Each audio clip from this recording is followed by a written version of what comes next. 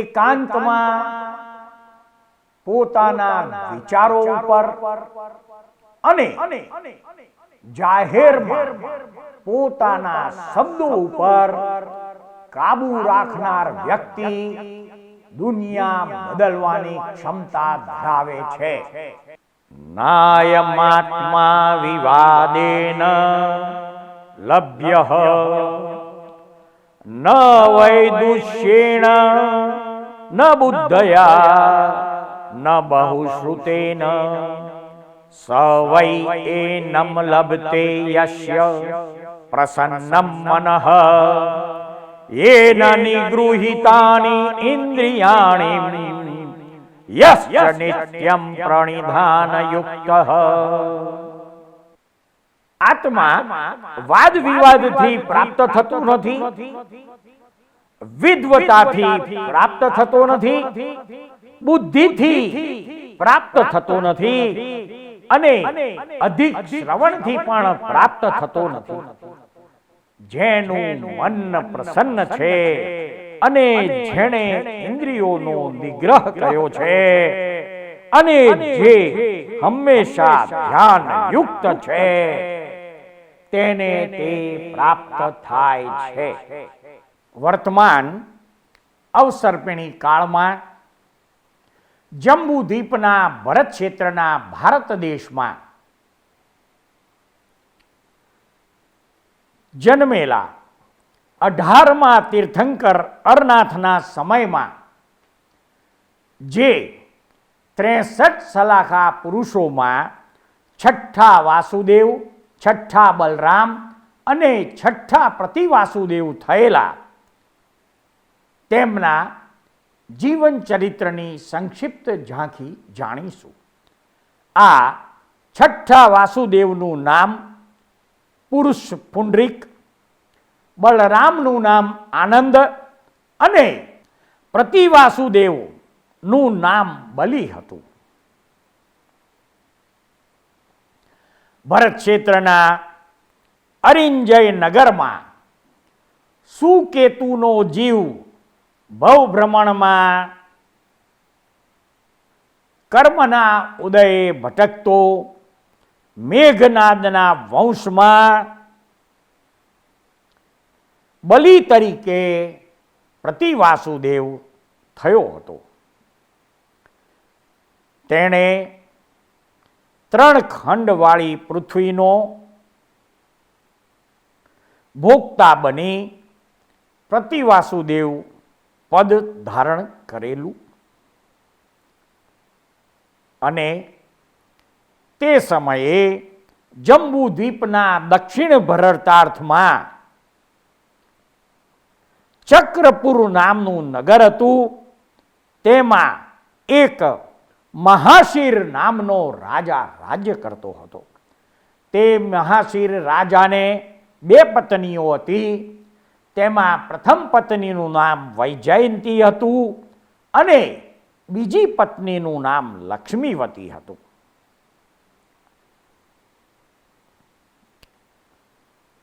હવે મહાશીર રાજા ઉદય કર્મને આધીન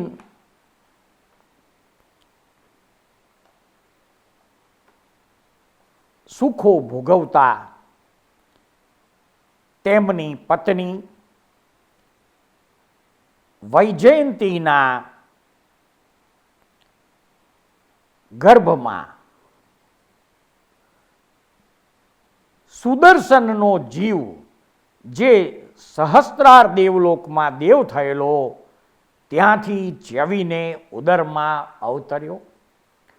બળભદ્રના જન્મને સૂચવનારા 4 મહાસ્વપ્ન વૈજયંતી રાણીએ જોયા. ગર્ભ સમયે પૂર્ણ થતા ચંદ્રની જેમ નિર્મળ રૂપવાળો પુત્ર જન્મ્યો અને મહાશીર રાજાએ ઉત્સવપૂર્વક તેનું આનંદ નામ રાખ્યું. થોડા સમય પછી મહાશીર રાજાની બીજી પત્ની લક્ષ્મીવતી પણ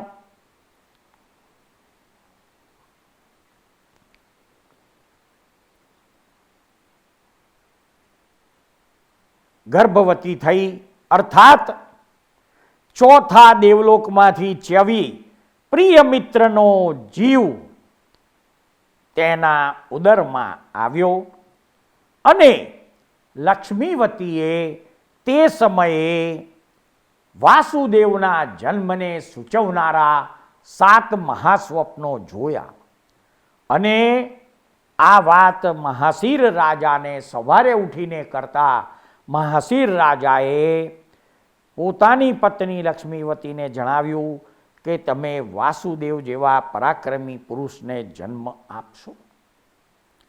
ગર્ભકાળ પૂરો થતા 9 માસ અને 7 દિવસ પછી લક્ષ્મીવતીએ શ્યામવર્ણી પુત્રને જન્મ આપ્યો અને મહાશીર રાજાએ ઉત્સવપૂર્વક તે બાળકનું નામ પુરુષપુંડરીક પાડ્યું. આ પુરુષપુંડરીક વર્તમાન અવસર્પિણી કાળના 6ઠા વાસુદેવ હતા.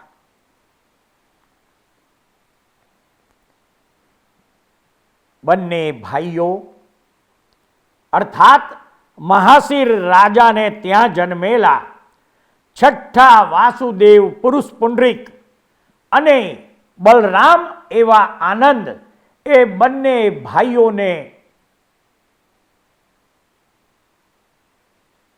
2 શરીર પણ આત્મા એક હોય તેવી પ્રીતિ છે. બંને સાથે સાથે ગરુડ અને તાડ વૃક્ષના ચિહ્નવાળા નીલા અને પિત્ત વસ્ત્ર ધારણ કરનારા આ બંને ભાઈઓ મનોરથની સાથે મોટા થયા. લીલા માત્ર ચાલતા તેઓ પૃથ્વીને કંપાવતા હતા અને બંને બાળક હોવા છતાં બાળધારક પુરુષો પણ તેમને તેડી શકતા નહોતા. અનુક્રમે તેઓ પવિત્ર યૌવન વયને પ્રાપ્ત થઈ સર્વ કળારૂપ સાગરના પારગામી થયા. બંનેએ યુવાવસ્થામાં પ્રવેશતા જ જોત જોતામાં બધી જ વિદ્યાઓ અને કળાઓ સિદ્ધ કરી દીધી.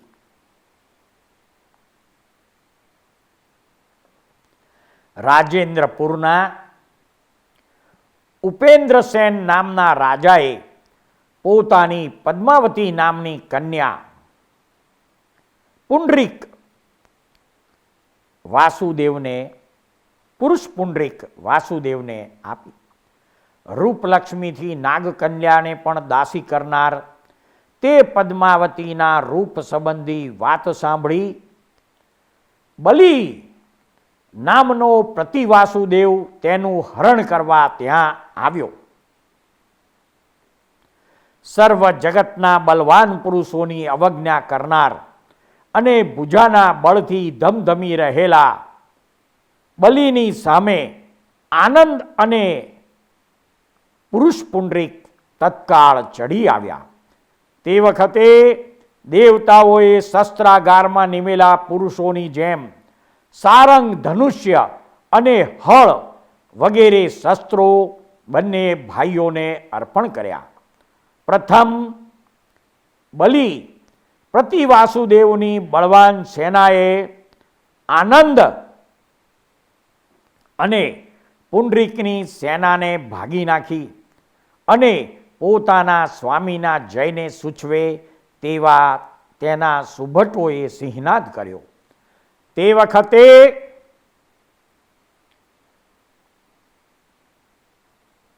આનંદ અને પુંડરીક રથમાં બેસી હર્ષ કરતા રણ કરવાને આગળ આવ્યા અને પુરુષ પુંડરીકે પોતાનો પાંચજન્ય શંખનો નાદ કર્યો. આ શંખના નાદથી જ બલિ પ્રતિવાસુદેવના સૈન્યમાં અડધું લશ્કર નાસી ગયું અને પુરુષ પુંડરીકે સારંગ ધનુષ્યનો ટંકાર કર્યો. તેનાથી બાકીના સૈન્યના શત્રુઓ પણ નાસી ગયા. તે વખતે મેઘ જેમ જળધારા વરસાવે તેમ બાણોને વરસાવતો તીવ્ર પરાક્રમી બલિ પોતે યુદ્ધ કરવાને આવ્યો. વાસુદેવ પુંડરીકે તેના બાણ છેદ્યા અને બલિએ પુંડરીકના બાણ છેદ્યા. એવી રીતે ઘણી વાર બાણ છેદવાથી ક્રોધ પામેલા બલિએ અંતે ચક્ર ધારણ કર્યું. હવે તું રહેવાનો નથી એમ કહેતા બળવાન બલિએ તે ચક્ર ભમાડીને પુંડરીક વાસુદેવ ઉપર છોડ્યું. લપડાકની જેવા લાગેલા તેના પ્રહારથી મૂર્છા પામી ક્ષણવારમાં પાછી સંજ્ઞા મેળવીને પુરુષ પુંડરીકે તે ચક્ર પોતે ગ્રહણ કર્યું અને હવે તું રહેવાનો નથી એમ બોલતા પુંડરીક વાસુદેવે તે ચક્ર ભમાડીને બલિ ઉપર છોડ્યું, જેથી તત્કાળ બલિનું મસ્તક છેદાઈ ગયું. પછી પુરુષ પુંડરીક વાસુદેવ આનંદ બળભદ્રને સાથે લઈ શત્રુ રાજાઓને હણી દિગ્યાત્રા કરી અને પોતાના ચક્રપુર નગરમાં પાછા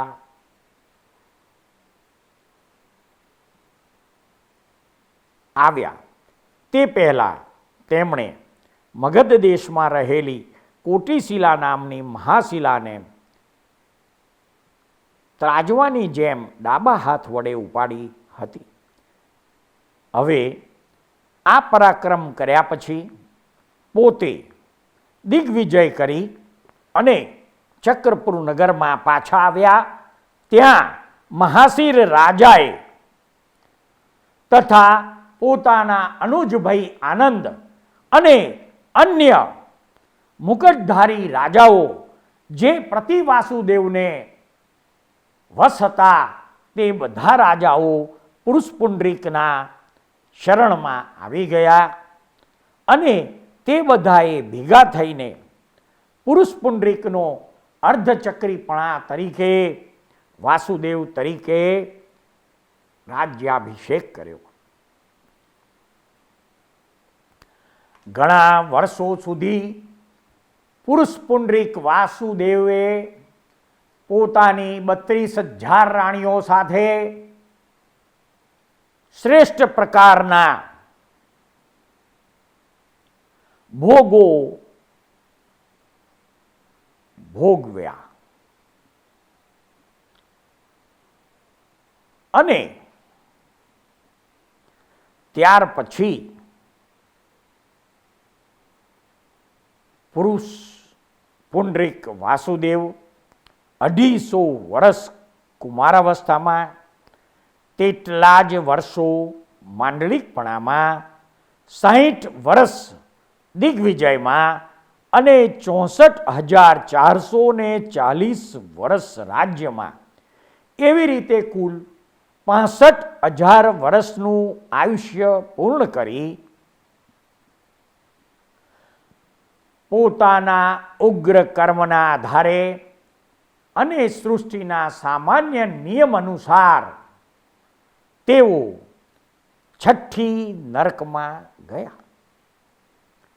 વાસુદેવના મૃત્યુ પછી તેમના વિયોગમાં આનંદ બલરામ ઘણા સમય સુધી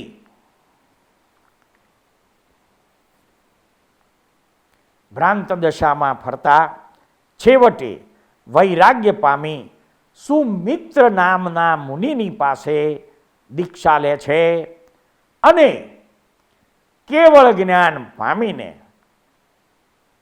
સિદ્ધ શિલા ઉપર નિર્વાણ પામીને મોક્ષે ગયા. આમ આપણે 18મા તીર્થંકર પરમાત્મા અરનાથના સમયમાં થયેલા છઠ્ઠા વાસુદેવ પુરુષ પુંડરીક, છઠ્ઠા બલરામ આનંદ અને છઠ્ઠા પ્રતિવાસુદેવ બલિના જીવન ચરિત્રની સંક્ષિપ્ત ઝાંખી જાણવાનો સહજ પ્રયાસ કર્યો. વાસુદેવ, પ્રતિવાસુદેવ અને બલરામ, આ 3 વિશે અગાઉ આપણે ઘણી બધી વાતો થઈ છે. તેમ છતાં પણ ફરીથી સ્પષ્ટતા રૂપે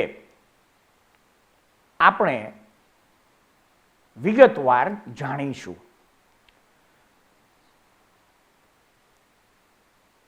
વર્તમાન અવસર્પિણી કાળના અને ઉત્સર્પિણી કાળમાં થતા 63 શલાકા પુરુષોમાં નિયમથી જ વાસુદેવ અને બલરામ તે બંનેના પિતા એક જ હોય છે, પરંતુ બંનેની માતા જુદી જુદી હોય છે. હવે વાસુદેવનો પ્રતિસ્પર્ધી જે પ્રતિવાસુદેવ છે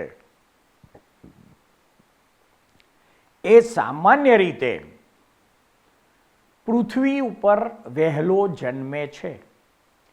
પ્રતિવાસુદેવ હંમેશા પહેલા પૃથ્વી પર આવે છે અને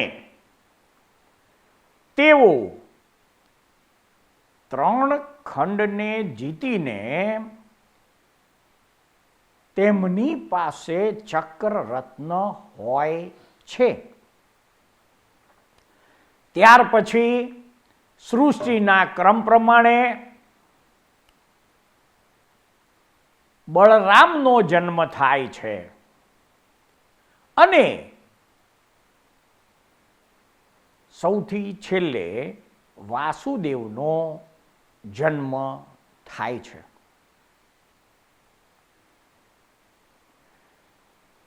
નિયમ મુજબ પ્રતિવાસુદેવ પોતાના જ ચક્ર રત્નથી મૃત્યુ પામે છે. હવે જે વાસુદેવ અને બલરામ હોય છે તેમની ખાસિયત શું છે?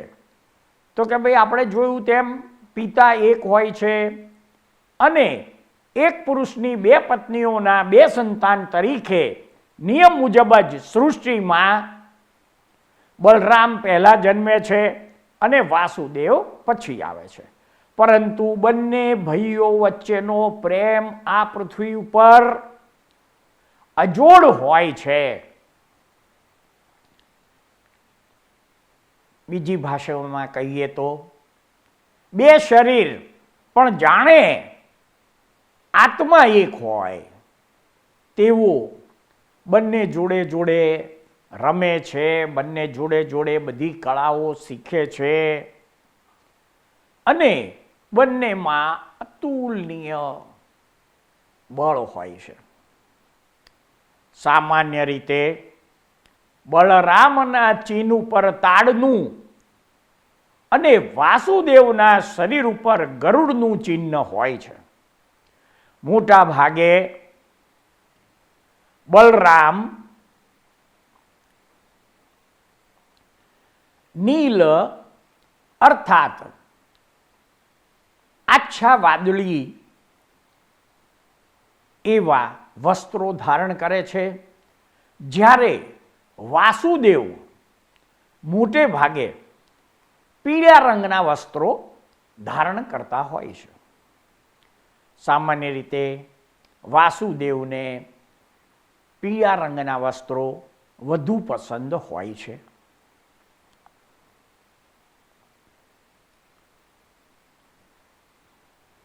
હવે જ્યારે વાસુદેવ અને પ્રતિવાસુદેવનું યુદ્ધ થાય છે ત્યારે નિયમ મુજબ જ પ્રતિવાસુદેવના તમામ અસ્ત્રો વાસુદેવ નિષ્ફળ બનાવી દે છે અને છેલ્લે પ્રતિવાસુદેવ અમોઘ એવા ચક્રરત્ન ને યાદ કરીને ધારણ કરી વાસુદેવ તરફ ફેંકે છે. પરંતુ તે ચક્રરત્ન સામાન્ય રીતે વાસુદેવને બહુ મોટી હાનિ પહોંચાડી શકતું નથી. ક્ષણવાર માટે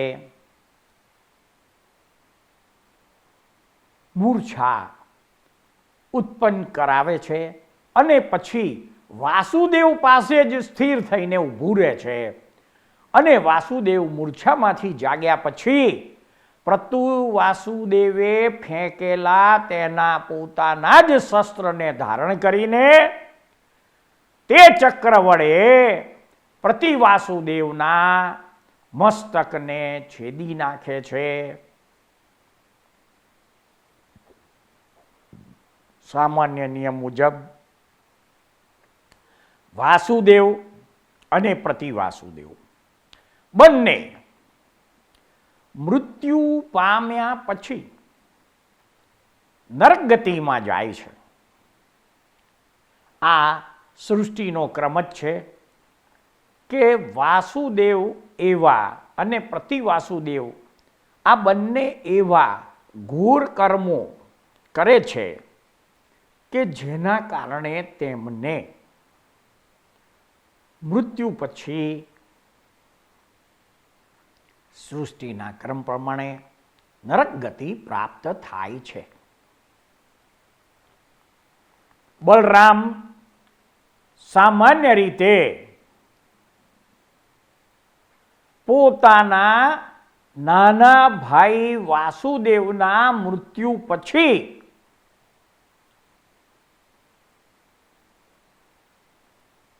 વિયોગમાં મોટા ભાગે કોઈ કેવળ જ્ઞાની મુનિ પાસે અથવા તીર્થંકર પરમાત્મા જો તે સમયે હાજર હોય તો તેમની પાસેથી દીક્ષા ગ્રહણ કરી કઠોર તપશ્ચર્યા કરી 4 ઘાતી કર્મોનો ક્ષય કરીને મોટે ભાગે જન્મ મરણના ફેરામાંથી સદાને માટે મુક્ત થઈ મોક્ષ પામે છે.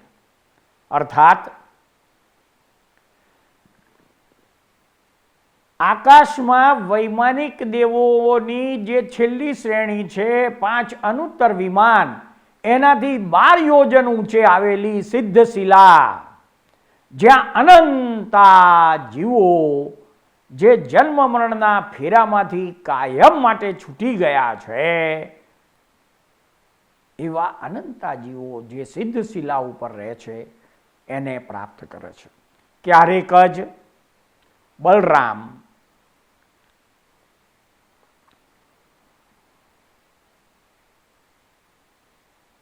દીક્ષા લીધા પછી જો ઘાતી કર્મોનો ક્ષય કરવામાં સફળ ન થાય તો મોટા ભાગે દેવલોકમાં જાય છે. હવે આ વાસુદેવ, પ્રતિવાસુદેવ અને બલરામ વિશેની મુખ્ય ખાસિયતો જાણ્યા પછી કેટલાક આ લોકોના જીવનની રહસ્યમય બાબતને આપણે સંક્ષિપ્તમાં જાણવા પ્રયત્ન કરીશું.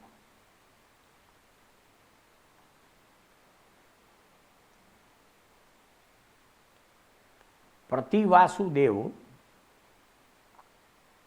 3 ખંડને જીતીને પૃથ્વી પર વહેલા આવ્યા હોવાથી ત્રિખંડ પૃથ્વીના અર્ધચક્રી તરીકે પ્રથમ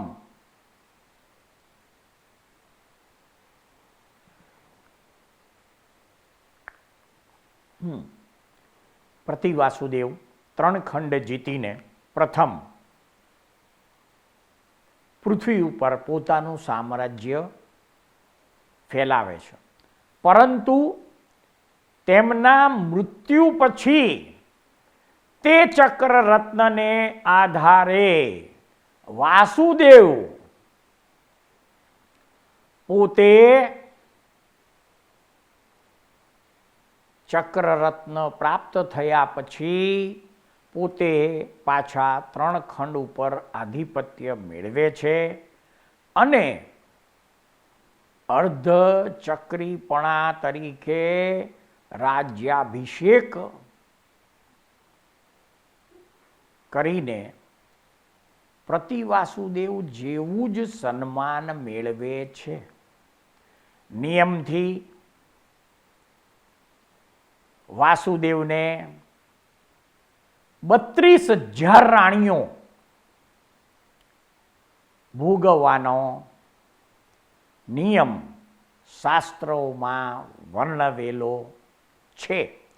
તેવી જ રીતે જેમ ચક્રવર્તીની 16,000 દેવતાઓ સેવા કરતા હોય છે, તેમ વાસુદેવની 8,000 દેવી દેવતાઓ સેવા કરતા હોય છે. વાસુદેવ પોતે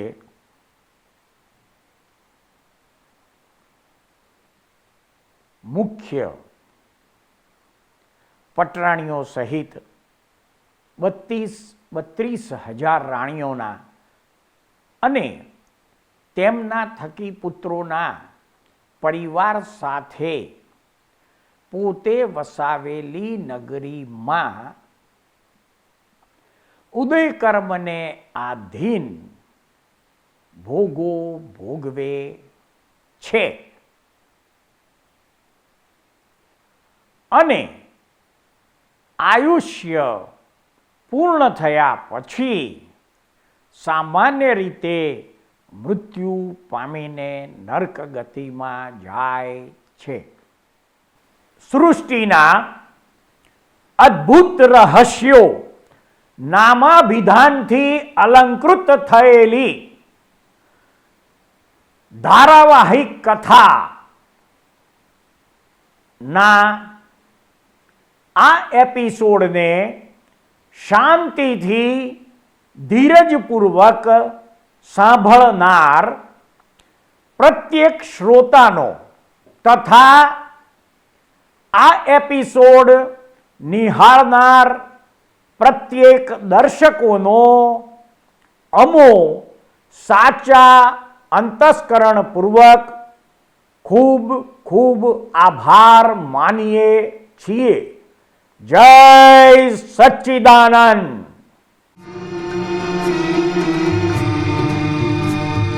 આ દુનિયામાં સર્વે જીવને સુખ ને શાંતિ હુજૂરી.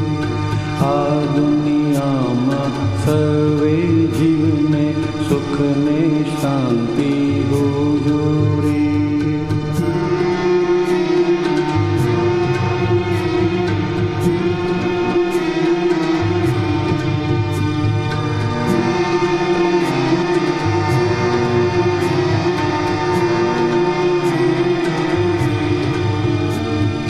મનથી પણ કોઈ જીવનું બુરો વિચારે ના હોજો રે. મનથી પણ કોઈ જીવનું બુરો વિચારે ના હોજો રે. સામાન્ય ઉપકારક બુદ્ધિ અહિંસક ચિંતવન હોજો રે. સામાન્ય ઉપકારક બુદ્ધિ અહિંસક ચિંતવન હોજો રે. આ દુનિયા